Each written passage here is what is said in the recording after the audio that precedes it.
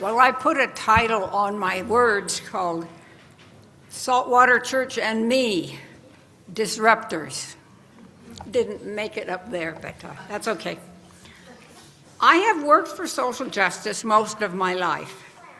Civil rights activities at WSU, Vietnam War protests at UW, a long list of Saltwater Church projects over the years. My involvement in many of these activities begins with a visceral rejection of injustices. Injustices I see in my own country. Doing nothing just makes me crazy. It is my country. I feel responsible for doing something to change it. I was a nameless person in most of these, so being publicly visible and identifiable is a relatively new place for me. In 2020, Colette DeMonte formed Saltwater Stands for Racial Justice in response to the death of George Floyd and Black Lives Matter's call for action.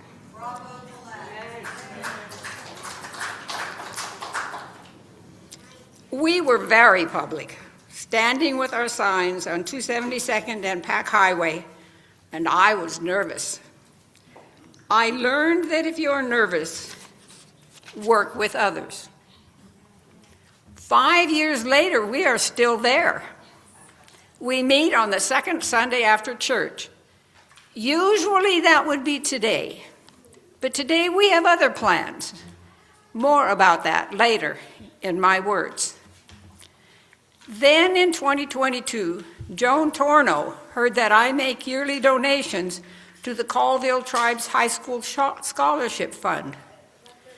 I had found out that my great-grandfather came to Okanogan County in eastern Washington 2 weeks after the Washington territorial government took back Colville Reservation land and made it available to miners and settlers.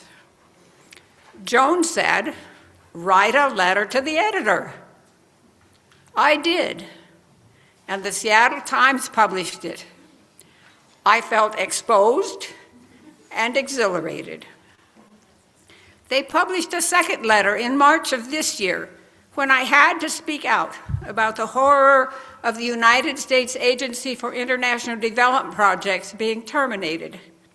I wrote about my broken heart. Last fall, Amanda Raddack recruited a group of us at Saltwater Church to engage with SURGE, Standing Up for Racial Justice, and prepare to deal with the aftermath of the election. We learned our protest rights and how to plan a rally.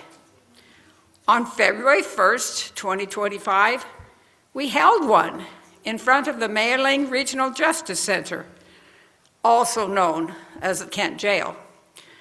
About 40 saltwater people and others attended on a very cold, wet day. In November of 2024, my husband and I moved to Wesley, Des Moines, the senior living complex on the north end of downtown Des Moines. In January, one of my newfound neighbors told me about a Wesley group planning protests against the actions of the new administration. They are called the Seniors for the Constitution. I attended my first meeting and was hooked. Growing old does not mean you can't work for change, even from a walker or a wheelchair. My Regional Justice Center rally experience made me comfortable jumping in to help plan our first and third Saturday rallies at the Big Catch Plaza. I now take a lead role in organizing some of them, making sure all the volunteer roles are filled, and calling the City of Des Moines and the Des Moines Police Department to make sure they have my contact information. I wear a yellow monitor vest at the rallies, showing I am available to deal with problems or answer questions.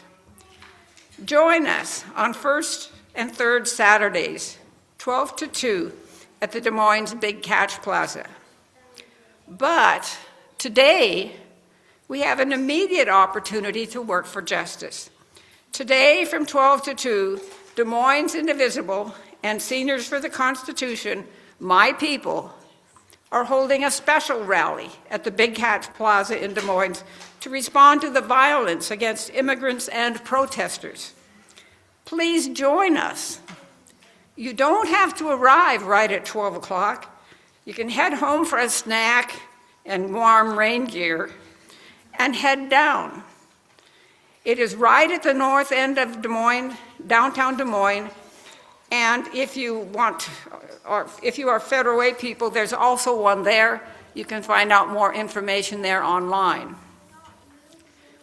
What have I learned in my public, personally identifiable social justice work?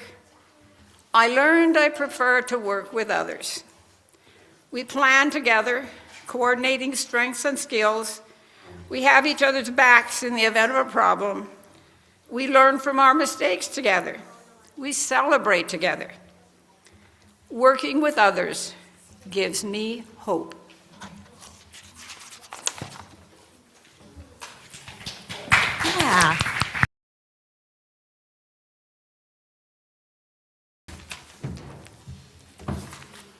I'm here today to talk about the disruptor role in social change. It's one I know deeply and have admiration for. To my core, I've been shaped by protesters, by good trouble, rabble-rousers, incendiaries, and freedom fighters. Disruptors literally on my business card. Check it out. I know. I'm Rhiannon Bradley. I'm a strategic business consultant by day with an actual credential called change manager. If you're a corporate person, you know, and if you're not, you're like, what is that? That's a different talk. I'm also an artist by volition and a protester, none too often, a mom, a writer. It actually says a lot on this card. Even refusing to choose only one job title is its own little rebellion. I believe in the warrior spirit and revere the goddesses of destruction. Deconstruction is a necessary step of recreation, after all. There's so much good to be gained by our collective power. But I want to take our conversation today beyond that definition of disruption. There's a place in our discourse for break stuff and burn it down strategies, but I'm not a fighter or an aggressive or adversarial person. I want to talk about the subtler aspects of disruption and mainly what we're disrupting, because the norms of today are often aggressive and violent. It's often peace or play or joy that actually disrupts the status quo. Thoughtfulness itself is the first tool in the disruptor kit. Noticing as often as we can that we're just going through the motions, we're not being mindful and acting intentionally is the first practice. Mindfulness itself is disruptor energy. Frivolous aggression, meaningless violence, and destruction aren't healthy expressions of disruption. Some of the most effective protests are events of personal transformation that inspire social change. I want to continue getting better at disrupting my own habits, my limited thinking, and unconscious biases. I want to teach you how I'm doing it so we can practice it together. But first, I'm going to make it even more awkward. I'm going to make you not want to join the disruptor team, and then I'm going to try to convince you to become one of us anyway. If you already are, then maybe a degree even more so, because there's real promise in being disruptive. I'd argue that it's actually our role in this critical present era, but that doesn't make it any easier. You see, it can feel like antagonism to people to interrupt them, to question, to redirect. However it is you disrupt a regrettable or a misattuned, otherwise mistaken moment, even if it comes from a beneficent, benevolent, human, optimist, holistic worldview, if you're coming from a heart-centered place, your audience will more than not likely experience that as some kind of a conflict. They might experience the question as a challenge, the challenge as a threat, the threat as a conflict, and so on, because our fear response to social threat is often equal or greater than our fear of physical harm. To be a disruptor, we must first be willing to make things awkward.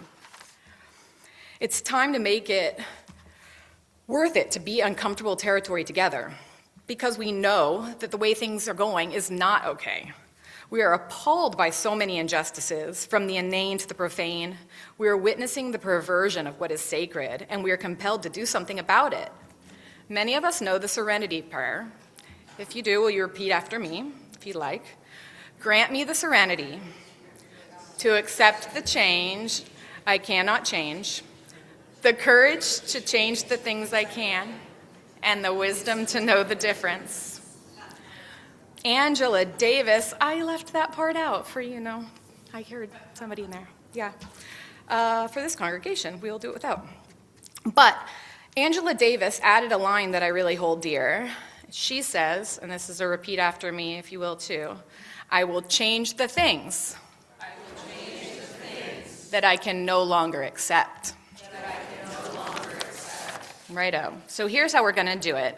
Basic Interrupting Oppressive Moments crash course. This is a course that I can teach at corporations over months of time. It's a lifelong practice for all of us.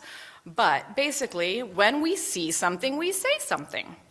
We know this. We name what's happening. We invite alternatives. We disrupt, and then we allow distance from the conflict. It doesn't need to stay enmeshed. Some of the ways that could sound are, I'm still learning how to express it. I may not be saying it right, but here's something I'm thinking about. I want to clarify something. Did you mean this? Could you say that differently? If I said it differently today, it might sound like this. The point is that we're all working at this together. And even tell you that even the most effective bystander intervention I found is just a good old mama's It's a grunt that people of any age will abide. It works especially well with eye contact, sometimes the slightest, most imperceptible head shake. Actually, can you practice that with me too? Nuh-uh. Nah. No thanks also works wonders. But you don't say it with a smile. This is important, because that can be confusing. It gets sarcastic. People don't know what you mean. You really have to say it, flat affect, and move on. Don't worry, you get to smile right after, because you can now change the subject. You don't have to stay in a conversation that is problematic. This is the best part of the act. The ball's in your hands, and you get to pick the game and the person you toss it to next. This is key. Find a teammate. It could be another disruptor, or better, a first responder or a guide to help you redirect the energy. You get to decide whether to go deep into that topic or to switch gears completely. You can have topics in your pocket if you want. Let it be awkward, sit with a cringe for a minute. Anything is okay too. Just saying, nuh-uh, we aren't going there. Let's find somewhere else to go. Did you know that awkward comes from the Old English root words meaning wrong way? But if we're already going the wrong way, then the wrong way is hopefully moving back towards the right way, I figure. It helps me to remember that doing the disruptive thing in a destructive process is then the creative act. When we're blamed for breaking stride with a march towards doom, that's cause to celebrate. Some may decry millennials killed the napkin industry, or casual dining, or diamonds. Women ruined the workplace is something that New York Times actually said in an article recently. But there's joy in reading between the headlines and finding the cracks in the systems that we've known are problematic, right? If it's dysfunctional, oppressive, all the rest of that mess, we can actually celebrate that it's going away. So there's this Rumi quote, many of you may know, "The wound is where the light enters you." I think the beauty of it is that what we lose when we disrupt is artificial, it's external. It's going to cost something every time, maybe just discomfort, whether it just takes time, ruffles feathers, or even some bigger sacrifice like we see in our brave social justice leaders who risk it all repeatedly. But that is where we trade. But that we trade is proportionate to the internal game. It's almost a nameless feeling, a self-actualization, the satisfaction of having our actions align with our values. I think that's one of the keys to happiness, to a successful life, that our behaviors match our worldview. We have countless chances every day, every thought, word, action is a moment of congruence or dissonance with ourselves. Instead of being complicit with something we cannot accept, we get to choose from an infinite array of alternatives. Can we try another way? Let's do something different.